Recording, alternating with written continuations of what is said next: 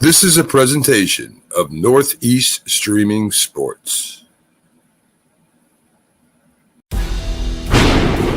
mean, you can see right now, without LeBron, Lakers are struggling. Let me tell you about a team I hate, all right? I know the Dallas Cowboys fan is here, so I had to make sure he knew how much I hate this team. I'm ready. I've often said that the people who run baseball, they try very hard to ruin it. I'm from Brooklyn. I don't have a problem saying it to his face. Oh, I'm from Brooklyn. Hey, get us any.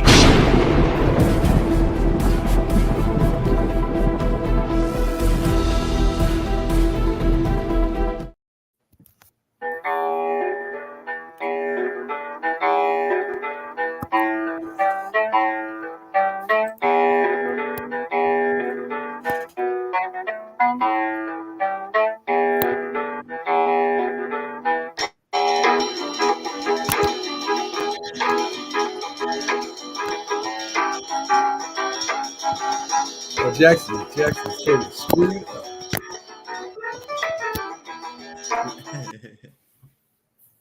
What's going on, Jackson? What's going on? I know my camera is messed up right now. I'm gonna get it fixed up here in a second. Okay. How you been, Byron? Doing good. It's been a busy week, but it's like everything. This weather in Texas, it changes from 80 degrees. Today is 40 degrees. So you just got to be ready for this, the big change in the weather down here in the state of Texas. Yes, sir. I know how that goes. It's been wild. It's been wild down here in Austin. It was beautiful. The weather was nice, and then now, yeah, it's a little chilly. A little chilly. Got to get the jackets back out, and yeah. But yeah, it's an interesting moment in time still in the game of football. We had a great week last week talking about your career up in Canada and NFL, and we had a little special guest in here last week, Cooper, the high school kid from Arlington High, Cooper Peach, and it was a really good time. 1 second, I'm just switching. Okay. Switching over. Yeah. But yeah, we had a good week of just talking about football from youth all the way through high school, all the way through college, and even in the NFL and the CFL, which was good for us. But yeah, we excited about the things that's going on this week. I wanted to go over the schedule for some key dates with the National Football League, with the NFL Combine, and things that's going on. So now that looks like a really good shot of you right there. That looks better, doesn't it? UT stuff on? Is it okay? There you go. I want to make sure I get it right. Come on. You got it. But yeah, we were talking about last week. We're talking about your career in the CFL. We're talking about your career in the NFL. Started off in the NFL, and you've been an all-day University of Texas, and then you had a great career, and you think about retiring now, and the things that you're getting ready to do for us real estate and the second tier of your career, and you and your lovely bride, not bride yet, but I know you've been traveling abroad, and it sounds like you're having a lot of fun in life. Yeah, I'm having a lot of fun. It's been a blessing to be able to enjoy the things I enjoy, like my passions with traveling. I'm about to go fishing here soon. So I get to do a lot. I get to do a lot of things that I don't normally get to do when I'm playing in Canada. I miss out on some of the best fishing. I miss out on some of the best traveling, going to nice places in the summer. So it's nice to be able to retire. And I'm not only doing that, traveling, but I'm also doing meetings, networking with people. That's awesome. I know I'm scheduled to play in a Super Bowl of golf in May down there with the NFL alumni. Down in Austin with Johnny Walker. He's the president of the chapter down there. And then I love coming to Austin, man. They have such nice restaurants, the food, the entertainment. It's just a busy site down there. It is. It is. It's not as big as Dallas. It doesn't have as much as Dallas, but Austin has its own culture within itself, and so it is losing a little bit, but I think it's building and growing a new culture. Yeah. And like I said last week, I mentioned this last week. I love the golf courses down there. I mean, it's just a gorgeous golf course. The hills and the range and just the scenery itself is just gorgeous. For sure, it's beautiful down here. I mean, I could sell it all day. Don't get me wrong, I love Dallas, but I live here for a reason. I've been really enjoying the city for sure. So a couple of things I wanted to ask you. I don't know if you saw some of the latest news, but one of the highlights that happened this week in the news was like Cam Newton in the high school. I mean, it's flag football scene that controversy that they had over the weekend. Did you see that? I did. I happened to see the film. I don't know a lot of the background with it, but I did end up seeing Cam Newton in the fight. He didn't look like he would. I think Robert Griffin Jr. Or Robert Griffin III posted it, and it didn't look like they were trying to hit him, but it didn't look like it was doing much to him. Well, what was funny about the whole deal? He had his hat on with his hair coming out of his hat, and the hat, stayed on his head, and the whole time. I don't know what they were trying to do, but they couldn't move him. You know how strong he is and stuff, but. But what I want to mention to you is, when you have kids and they're trying to learn how to play football and they participate in youth football and the parents, they thinking that their kids are playing on a competitive level, and they're taking the fun out of the whole concept of the game. What's your take? What's your take? I think my dad did it probably the best that I've seen out of a lot of people. I think you stand in when the kid needs somebody to stand up for him. But I think it's on the field and playing. You don't need to be yelling at a coach out in public. You can go talk to a coach in private, but out in public, I mean, we're all human. You're all humans. And so if you're out there embarrassing another grown man or woman, you don't know how they're going to react. So I think that if anything, you discipline your kids, but you're not getting on coaches, especially because you're not setting a good example for your kids if you're doing that, because it makes them think that, hey, my parents do it, maybe I can do that too. Yeah, so I coach with both of my friends. One named Cliff Odom, played 13 years in the NFL. The other guy who is Alfred.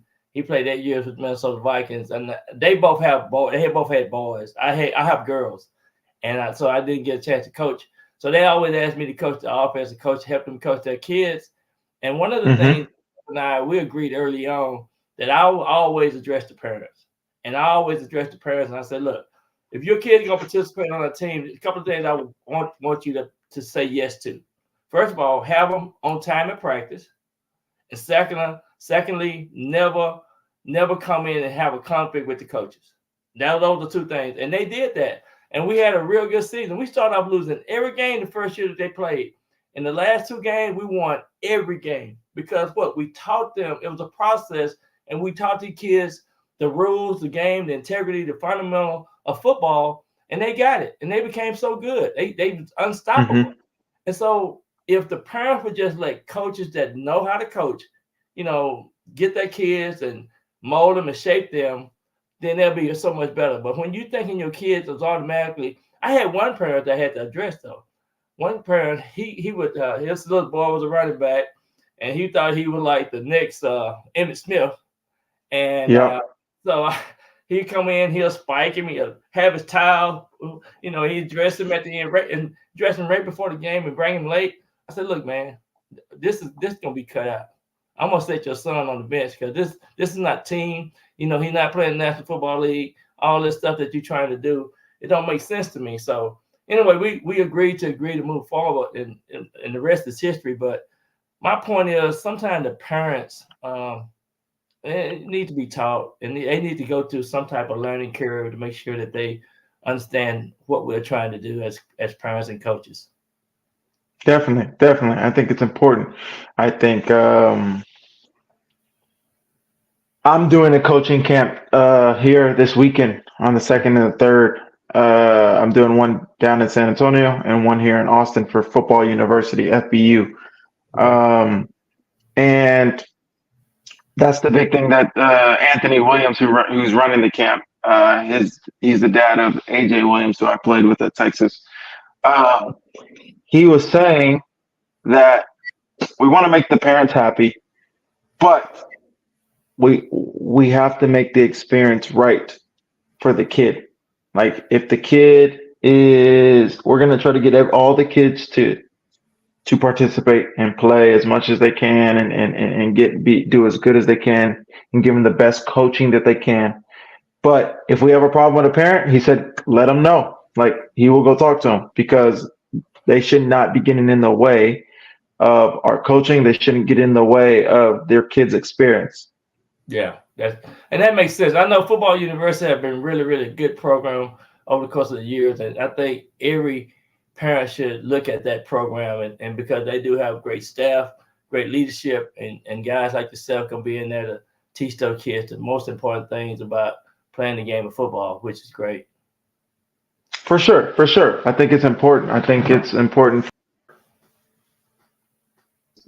to learn from guys that have done it already. And when they do that, you hold on to like these little tidbits. Like I learned from my dad and his teammates and his friends and guys that he's coached have taught me stuff, and from older guys that have come back, and I've learned from all those kind of guys. Yeah. You mentioned earlier that you like fishing and you go to fishing. So me and your dad went on a fishing trip last year in East Texas at Lake Fort. And they had we were fishing for bass, and they had a celebrity, trophies for 3 of us, right? So he said he got first place. I said I got first place. And they gave gets first place. Yeah, they gave me second place, and they gave Mike, the other guy, third place. But this is the deal. I had my catch video coming out of the water. He had a guide. I think the guide caught his fish. And so his fish might have been 1 inch, maybe 1 ounce bigger than mine. And he got the trophy. He let me have it, right? And I said, Jim, I said, man, I caught the biggest fish. Just admit it. But we went on and on and on. So he got the gold trophy. I got the silver trophy. And it was a mess. But I said, look, the key thing about fishing is you got to have it on video. What you think? The key thing? Yeah, you got to have it on video. I got my headphones messing up too, man. Yeah. So if you have it on video and you're pulling the fish out of the water, you got it on video. Who you think would win the number one place if the guy with the video showing him pulling the fish out of the water versus the guy just saying the guy is holding his fish? I think it's the guy who caught his fish and brought it out. I hate to go against my dad, but I think it's the guy that actually brought his fish in, not the guy that, like Jasmine as a kid, the guide would catch it for them. Okay. And so that's what I was trying to tell him last year. And we argued week in and week out, but he still got the trophy. I said, okay, you can have the trophy, but next time I want to be in the same boat with him. And then we can see who catch the biggest fish. That would solve the problem. Sure. That would solve the problem. Hey, then you'll know. Like you'll know who caught the biggest fish, who did what, and who is the champ. Yeah. Now I'll tell you now. Okay. I'll fish anybody. They say you better be careful. He said he didn't want to go against his dad, so he did say that. So he said, "Don't I live in his house?" No, I live in my own house. But yeah, we had a good time. We did have a good time. fishing at Lake Fork. Man, you got to go to Lake Fork in East Texas, and that bass fishing is amazing over there. Yeah, I've actually I've taken my dad to Lake Fork before. I've taken him out there. Actually, my high school coach, head coach, Mike Hughes, his son is a guide out there. Oh, okay. And so his son took us fishing out there. It was a good time. We had fun. Oh, that's great. That's great. That is wonderful. Yeah, we got a special guest tonight. Former running back for the Minnesota Viking, Alfred Anderson. He played at the University of Baylor, grew up in Waco. He was an all-state football high school quarterback. And but he ended up being a running back. And he's a great man. How you doing, Alfred? Doing good, Byron Coop Williams. I didn't want Jackson to know my nickname, because if he called me Coop, that means I can run. There you go. So Alfred, meet Jackson Jeffcoat. He linebacker from University of Texas. He was Mr. Everything. Got drafted and played in the NFL. Of course, his Jim Jeffcoat's son, and he just finished his 6th year up in Canada playing linebacker / defensive end. Got 2 Grey Cup rings and Mr. Everything for the Winnipeg Blue Bombers. But I want you to meet him, man, because he's an awesome young man, and he's standing in the gap, and so he's a great guy to meet. I'm good. Nice to meet you, Jackson. Like I say, yeah. Nice to meet you as well. I appreciate him lying about me. I'm a nobody. Hey, you probably don't remember, but back in 1992, I think it was, I had just got released from Minnesota, and Herschel Walker is a good friend. We played together, good friend. And I remember Herschel invited me and my wife to have dinner, and we had dinner with your dad and your mom, and I believe, like I said, you guys were real little back then. Oh yeah, we were definitely little. So you see me when I was real little. When you were real little, I remember seeing you guys in the house just before we got ready to head out to go to the dinner. Yeah. But he said he was his daddy's shadow back then. He said so. Yeah, I had to step up out of it. My dad's that guy, but I had to go make my own. That's right. That's what you got to do, baby. Last week we were talking about Jackson's career, and this tomorrow starting the NFL Combine, and I want you guys to kind of share your experience with. I know Jackson shared a little bit of his experience with the Combine. Tomorrow is gonna be the linebacker defensive end day, and then the next 3 or 4 days they have special things. But when a guy coming out of college and the top 300 get invited to the Combine in Indianapolis, I wanted you guys to kind of share with the audience and the fans out there what they look like, the excitement for these young college graduates, college athletes, and being selected and having the opportunity to showcase your talent in front of all the scouts. Okay, for me personally. Hey, give me 1 sec. My headphones are messing up. I'm about to switch back on. So I'll let you guys tell your story. I just don't want to interrupt. All right. For me personally, it's been many, many years ago. And during that time in 1984, I was invited to 2 combines. The first one the big one was in New Orleans. I don't know if you remember that, Byron, but in 1984, I was invited to New Orleans, the top 300 players. It was a great experience. It was an experience when you go in, you have to believe, and go in there doing the best you can, And I remember going in, I said, I'm going to catch every ball that they throw to me. I wasn't going to miss no ball. And I caught every single ball, even if I had to dive for it. I wanted to make sure I came out 100% with all my catches. And also running the 40. I felt I was, at that time, I ran, I think, a 4.5. I think that was the fastest I ever ran. For some reason, I knew I was faster than that. So, Alfred, what was your size? What was your height and weight?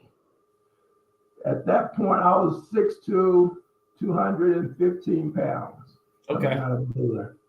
Okay. And then, and I remember after that, I want to say 2 weeks later, I was attending another combine, and that was in Seattle, Washington. Right. Which they brought in not 300 players, but they brought a lot of youth players in. At that, probably about 100 players. Yeah. And so, like I said, that's the experience. And when you have that opportunity to showcase your ability and talent, that's what you have to do. And that's what a lot of these young men are going to be doing starting tomorrow.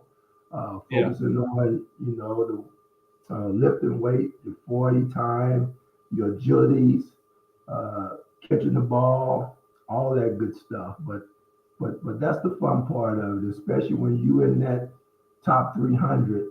You got 10,000 players coming out every year, but you in that 300, that's very special.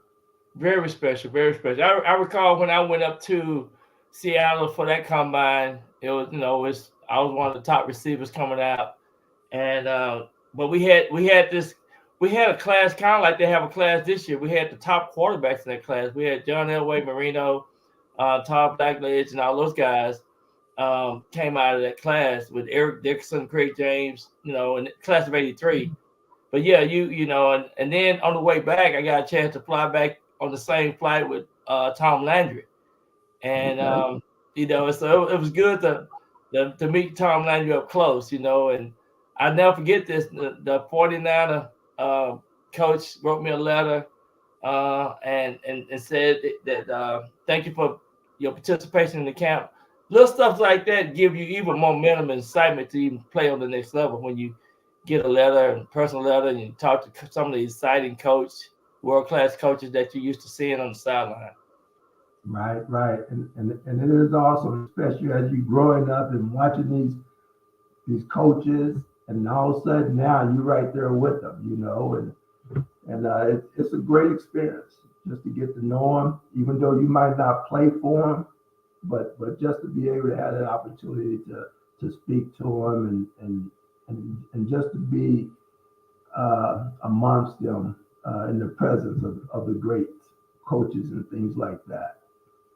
Yeah, so kind of share a little bit about your career at the University of Baylor, and kind of share. I was telling Jackson earlier that you was a high school quarterback in Waco, and then you grew up once you get with the Baylor, and Grant Taft, he kind of like your second dad, got you in up under his tutelage, and you became a great football player, one of the all-time leading touchdown scorers in Baylor history, and all that good stuff. And you're in the Hall of Fame down there, and just some of the spectacular things that you have accomplished in your life.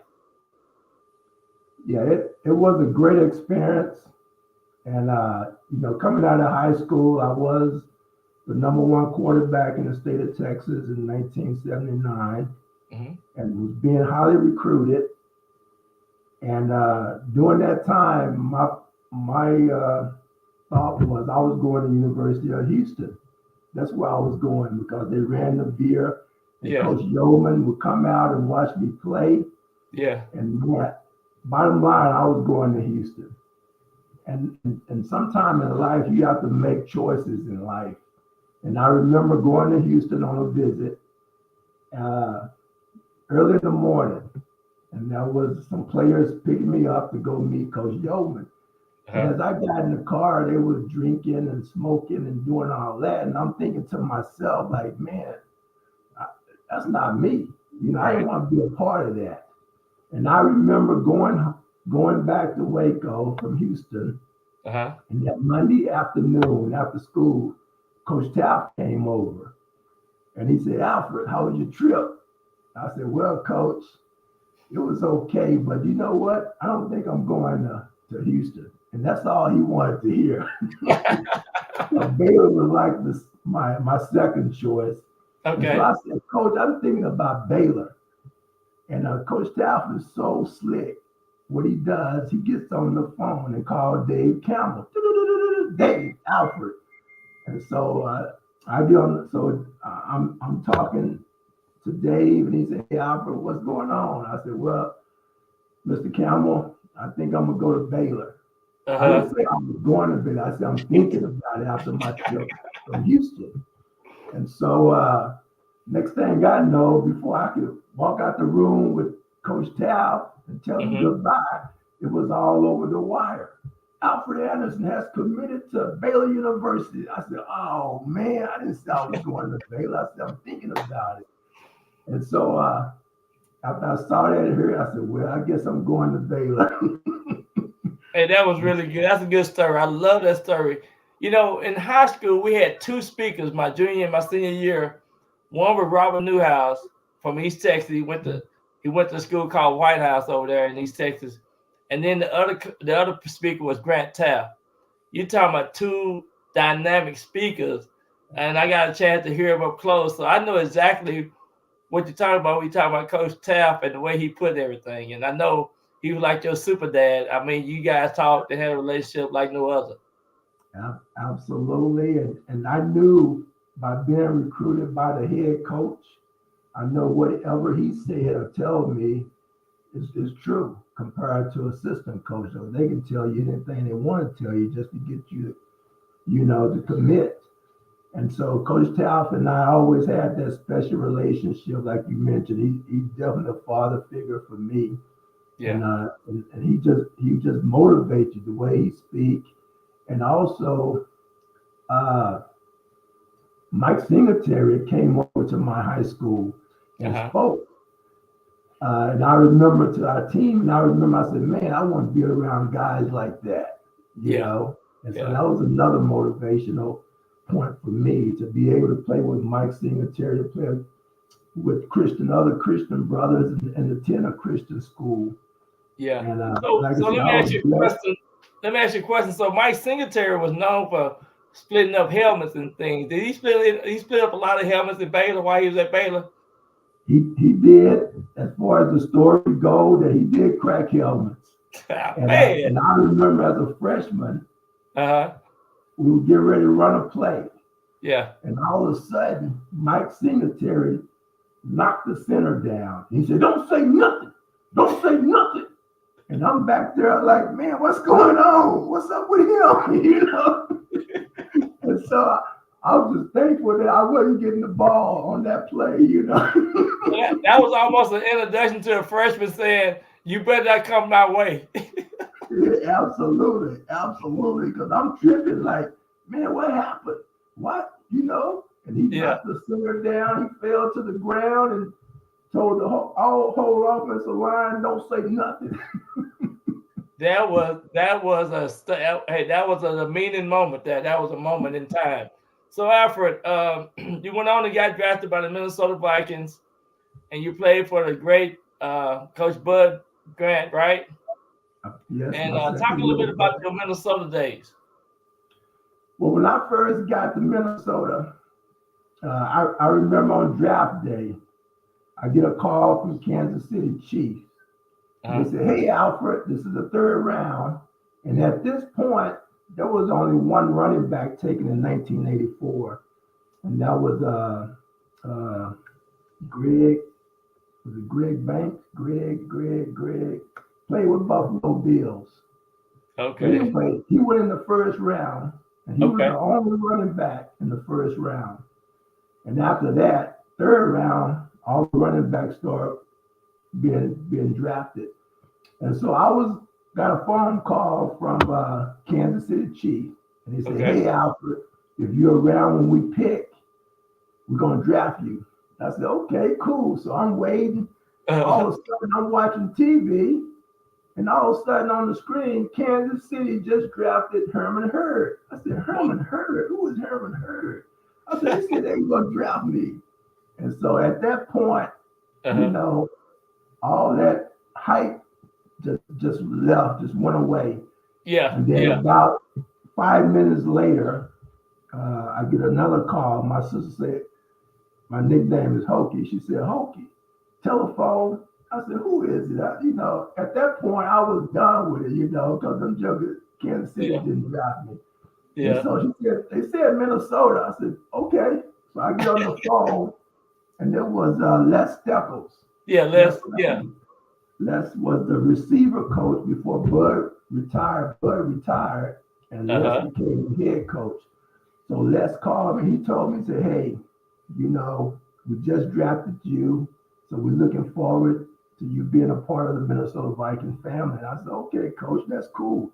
And so at the same time, about 2 rounds later, my backfield coach, Alan Rice from Baylor. So he gets drafted.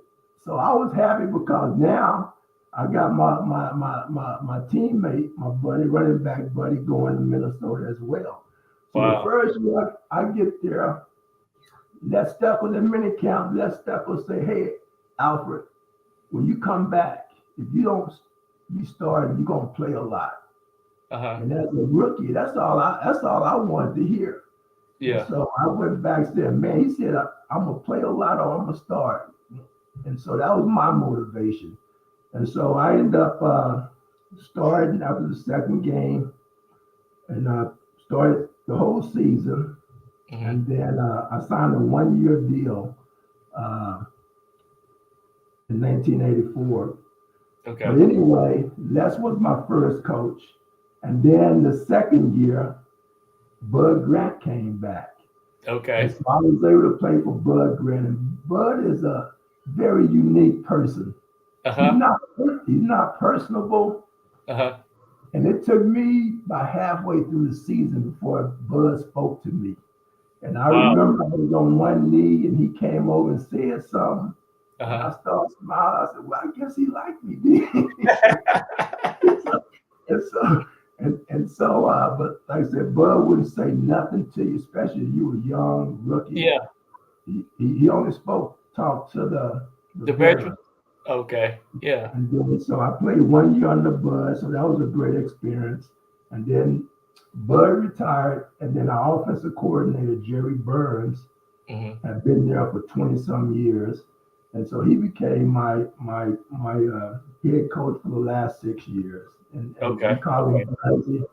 And Burns and I love that guy. He loved me, and I had a great experience. And if he wouldn't have retired, I probably would have got a couple more years in. You got your 8 years in. So I would like for you to talk about one of the first time you scored your NFL touchdown, where you would get on a knee like you praying and you lift up your hand to the Lord. And I'd like for you to share that moment in time. Okay. I would say it was about 1988 when I started doing that. I remember I was saying when I scored, this was 88, my mom had just passed away. And I rededicated my life during that time. And I remember I was talking to my wife, I said, when I score, I'm gonna do a dance or whatever. And I remember she said, won't you just kneel and pray? And I thought about it, I said, you know what? That's great, because that way dancing goes out of style. But as long as you kneel down and give God the glory, that stays. That never goes out of style. Exactly. And so I remember when I scored, I kneeled down and gave God the glory, man. And from that day on until I finished, that's pretty much what I did. That was your celebration. That was your touchdown celebration. Absolutely. Hey, Rick. Alfred, Rick is the guy that we signed that autograph stuff for, and we sent back up there. He's in Amsterdam, New York. Rick is a big fan of yours. Matter of fact, we're Facebook friends now. Okay. He said you belong in the Ring of Honor, Alfred. I appreciate that, Rick. I really appreciate that, brother. But yeah, it was a pleasure to meet you, and I'll follow you, and you'll follow me on Facebook now. And thanks to Byron, Byron knows everybody, so. The one thing that Alfred and I, we're like brothers. I mean, we're close. We talk a lot. We do a lot of stuff together. And Alfred is he's a gentle giant, I call him, and he just have a special way with people. Everybody love him. It's when you say iron sharpen iron, you truly got a good friend when you meet a guy like Alfred. How was it to play with Frank Tarkenton? Did you play with Frank Tarkenton, Alfred? No, Frank. I'm young, Doc. I watched Frank, but you know what? I did get to meet him back in 1995. Okay. Right back when I was a franchise owner with GNC, he was one of the main speakers, and so that's when I had a chance to meet Frank Tarkenton at that conference, man, and really enjoyed talking to him. Was he easy to talk to? Were you able to get some information out of him that you wanted to know of him, know something great about him? Were you able to actually talk? Well, we were just talking basic, not a whole lot about football, but just that. Like I said, I was just excited to meet him. When you watch someone and all of a sudden you have the opportunity to meet them, it just, you just at awe. Man, that's Frank talking to me, man. Yeah. He was the magic man. He made some plays, I tell you. He did. He really did. Well, Rick said that Jerry Burns had a bad mouth. Yes, he did. And I tell you, when I first got to Minnesota, I'm in the huddle. And Jerry was probably about 5'8", 5'9". Uh-huh. And all of a sudden, F this, and I said, man, who is that guy? 'Cause coming from Baylor, you don't hear all that, Everything is pretty much, religious, Christian atmosphere. But Burns and men like, man, I saw that little Jerry word come out that little man's mouth. Just F this, F that, And I realized that, hey, that's Burnsy. He's a great guy, great coach. Yeah. But that just Burnsy, and so you get that mindset. Hey, that just Burnsy. That's Burnsy natural way of speaking. That's crazy. Yeah, that's crazy. So, Alfred, I wanted to share with you about this NFL. These 5 running backs in the National Football League this year, and I'm gonna say one guy name. Then you maybe give me a reply, a remark of what you think. So, these guys now running back position is one of those positions where it seems like it's declining, diminishing, but I still think running backs are the key position, on the offense. You have to be multiple sets of wide receivers, and I play wide receiver, but I just wanted to get your take on the running back position. We got 5 key free agent running backs. Some of them probably gonna have to be going to another team. So I want to mention these 5 guys, and then I want you to make a comment about them and tell me what you think about them. Okay. Derrick Henry, he's in his 8th year in the NFL. What do you think about Derrick Henry? I love Derrick Henry. He's a hard running back. Kind of remind me of myself. Big and fast.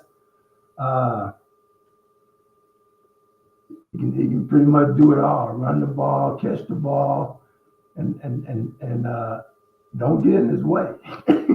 Well, I do want to say this. He didn't have a fumble this year. He didn't fumble the ball not one time this year, because he had, I think, 1,167 yards. He had 12 touchdowns. Still one of the top performers in the league. I think he's always been ranked in the top 2 or 3 running backs, and he's probably going to be going to another team. Do you think?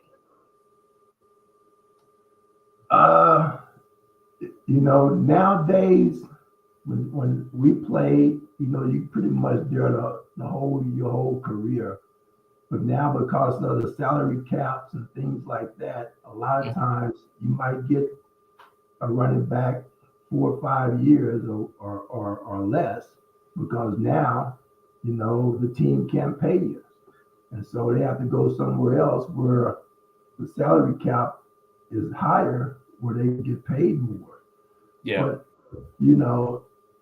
I don't know. When we was playing, it probably was a good thing, to be able to have that. But when we played, we didn't have that. It came after we retired and got out the league.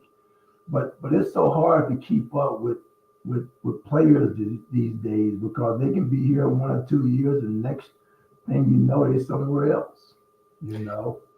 Yeah, it's funny that you said the salary cap. I want to mention this. The salary cap right now is going to be around $255 million. The team that got the most space to spend is the Washington Commandos, and then the Tennessee Titans, Chicago Bears, the New England Patriots, and the Indianapolis Colts.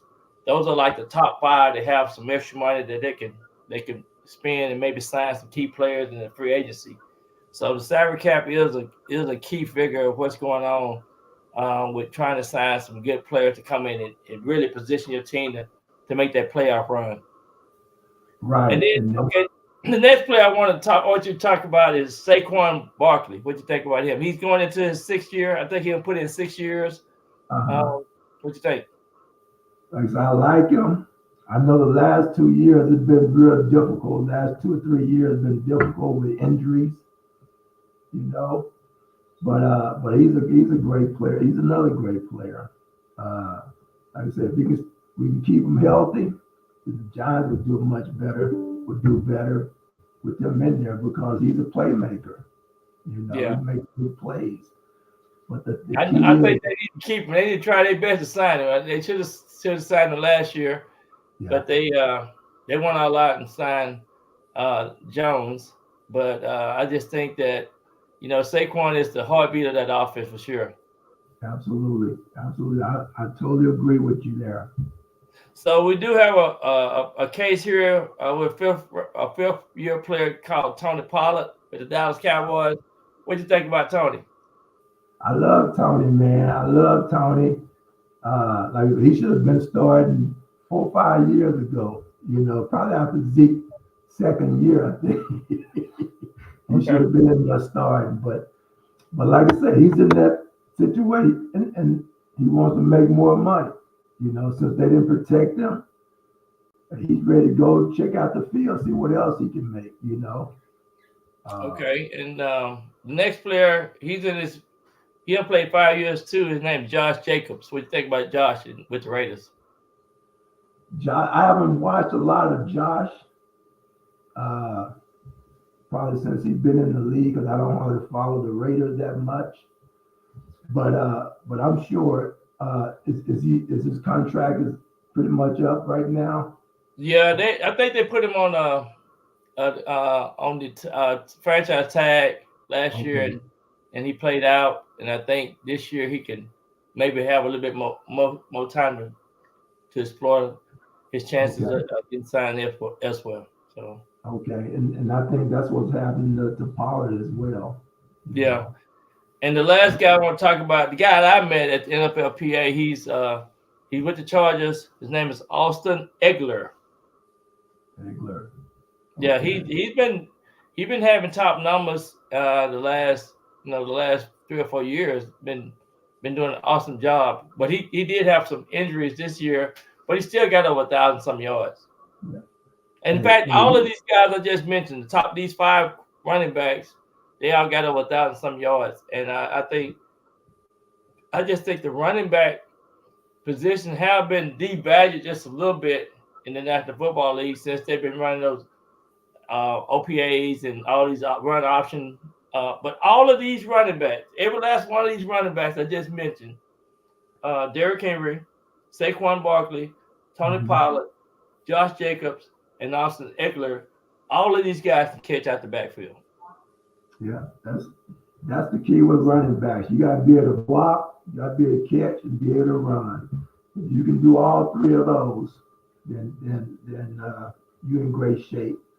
What I have noticed with this generation of running backs, they can run 10, 15 yards, and then they tap it now like they want to come out. It's like, man, come on, man. That's, like, we talk about that all the time. It's a different type of conditioning for these modern day football players. I'm telling you, man, I would never come out. I come out unless I'm hurt. I would never come out when I was playing, man. But these guys, it's like, man, you going, that should pump you up to get the ball again, you know. But well, yeah. The two running backs that we talked about earlier on that day, Derrick Henry and Saquon Barkley, they don't want to come out. You're right, and that's where it should be. You know, go ahead. You get paid the big bucks. Go ahead and make the difference. And Chris McCaffrey, he should have got the MVP. He had a heck of a year. Absolutely. So you just can't talk. You can't say nothing negative about Christian McCaffrey. No, he's a great athlete, man. He's a great athlete, and no matter where you go, he's gonna produce. Yeah. He's all out. He's all out. Absolutely. And but yeah, I just think too that the running back position. I growing up playing football all throughout my life. You always have to admire running backs because of the skill set, the talent they have, being able to turn and run and switch and then block, sometimes having to block and things like that. So those are some of the key factors. So I was just wondering, I know this NFL draft is gonna be a key. So I like watching the combine to see what these guys do when they're out there under pressure, getting all these interviews and having to perform, nervously sometimes. Some of them gonna be nervous, and being able to see if they can put it all together on the combine days. Absolutely, and that's what the coaches are there to see how you perform under pressure, and that's the way to start out, because when you get to the team, you got to be able to deal with all that pressure, and that's one thing I loved about the game. When I went to Minnesota, after a day or two going through mini camp, I remember telling my coach, my agent, I said, man, I can play with these guys. Within that day or two, hey, I felt right, that I could run with them, do whatever. It wasn't no big deal. I told him, and he said, you can have, I said, yeah, I can have just like college. It's just another level up. But they put their pants on the same way, you do. And they might have the experience, but hey, as long as you got the heart and willing to work, then like I said, you have to have that mindset, because when I went in the training camp, I said, man, I'm here to take your job. I'm talking to myself. Yeah. Take your job. I don't want to go back to Waco. Right. This is my goal. This is my dream. I'm here to take your job. And that's the mindset that these young guys are going to have. And then after I was doing all of that, not knowing, and then I realized that as long as you draft in the top three rounds, you pretty much secure. That's what I was going to say. Sometimes people don't realize when you're in the top 60, and back in the day, you're going to at least have 2 or 3 years of opportunity to be a part of that team, and then that way you can insert yourself into the league and make sure that you're comfortable in life. Absolutely, and I tell free agent. Matter of fact, did Jackson just win the Gold Cup this past year? The Great Cup. They won it last. They won it last year. He won 2 back-to-back. I think a couple of years ago, and they lost the Great Cup this year. It would have been 3. Okay, because I was going to say my best friend that I played with at Baylor, his son, they picked him up. Josh golly, Neil. And they picked him up, and I had told them, I said, man, when you go in there, you go hard every day. You know, I said, don't Did he take play for the no, Winnipeg team? huh? Did he play for the Winnipeg team? Yes. Okay. Whoever won it last year. Yeah, they wanted Winnipeg won it year before last, yeah. They lost it. They lost this year, this past year, but they wanted to think the year before that. Okay, well, the one that won it this year, that's the team he got a ring. He got a cup ring. And you know, he was a free agent. And I told him, I said, when you go up there, you just play hard. You go hard every down. Don't take no time off. You just go full speed. So that way coaches will see how hard you want to be here and how hard you work it.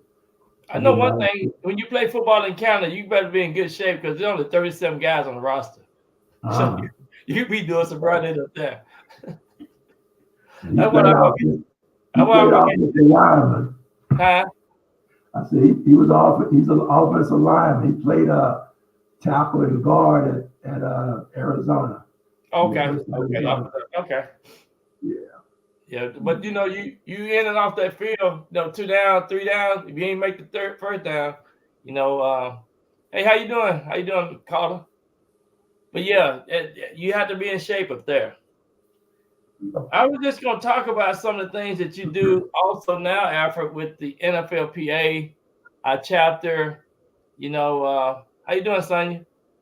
I know you've been doing a great job with our scholarships. A lot of times people don't realize some of the things we do as former players and chapters. So Alfred is our NFLPA scholarship chairman. He's been doing that for over 8 years for our chapter. Every year we choose and select a boy or girl to write a 500-word essay. They can be a trainer, they can be an athlete, but they submit their 500-word essay. Alfred got a committee team, and they read those essays, and we award those $3,000 scholarships every year to a young high school senior, boy and girl. And I want to just, Alfred, if you want to, you can speak on that. Okay. Well, actually, 10 years ago, Byron came to me in about 4 weeks about being the chairman. And we had to find, within 4 weeks, we had to find a female and a male athlete so we could submit this to the main headquarters in DC. And we found 2.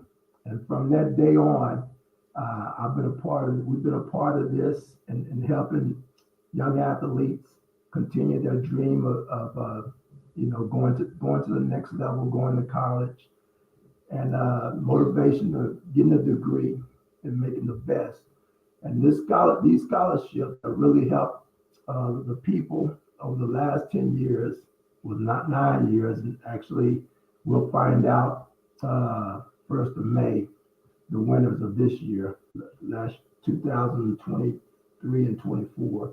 So we'll find out at the beginning of May, the winners of those 2 athletes. But it has been a blessing. Have a great committee. It's just awesome. But the scholarship consists of someone who have played on a varsity level, even though they don't decide to play in college, it gives them that opportunity. And they have to have someone to a coach to submit why they selecting this athlete to be a good fit for this scholarship. They also have to write, like Byron say, an essay, 500, 250 to 500 essay. And like I said, it will provide them the money to help with their classes, which is a blessing. And it's for athletes who don't have a full ride. So they're only eligible if they don't have a full ride for this scholarship. But it has been a blessing. It has been fulfilling for me to be able to give back and to do this. And so anyone, or those of you who are listening, especially if you're in the Dallas area, because we have to submit to the different schools, districts in this area that we're in to get those applications submitted to. And so, like I said, it's a great opportunity for young men and young ladies to have this opportunity to be a part of this. And then also the winners will get an NFLPA backpack along with the scholarship money will be submitted to the college they decide to go to. Well, yeah, we're really happy that we had somebody to take that and hit it up. And we every year we try to celebrate these young people back in this community. So I want to salute Alfred for the job well done. He's been a great man, and that's why I asked him to do it, because you have to find people. You have to always recruit people. It's great to recruit people. So I thank you, Rick, for saying that. Great show tonight. And I appreciate your loyalty and what you do as well. So thank you so much.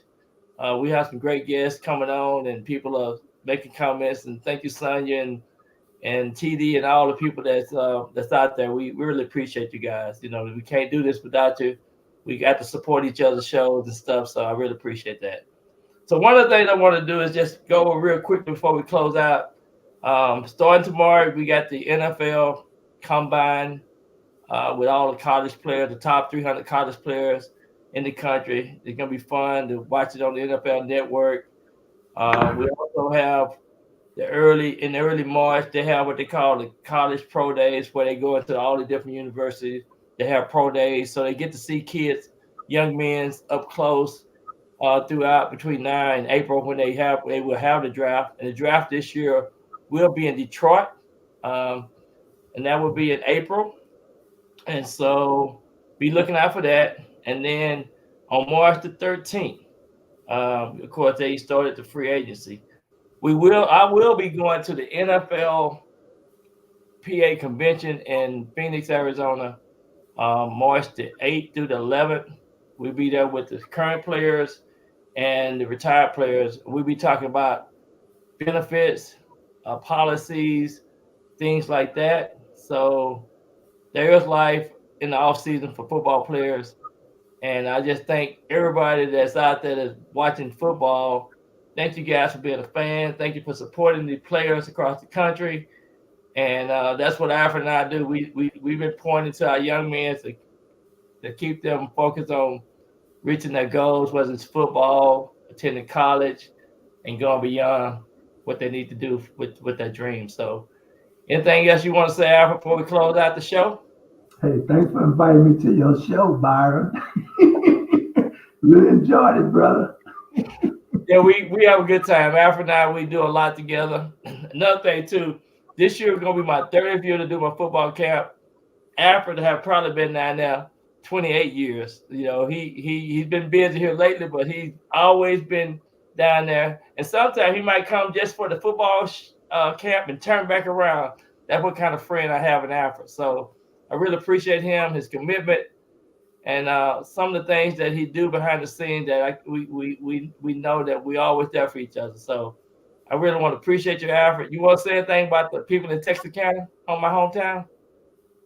Texarkana. Hey, this is gonna be the biggest football camp, right? You say 33?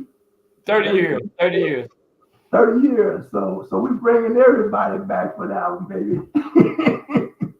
Yeah, our goal is to bring a lot of people back that's been down there. So we want to pour back into that East Texas group of people.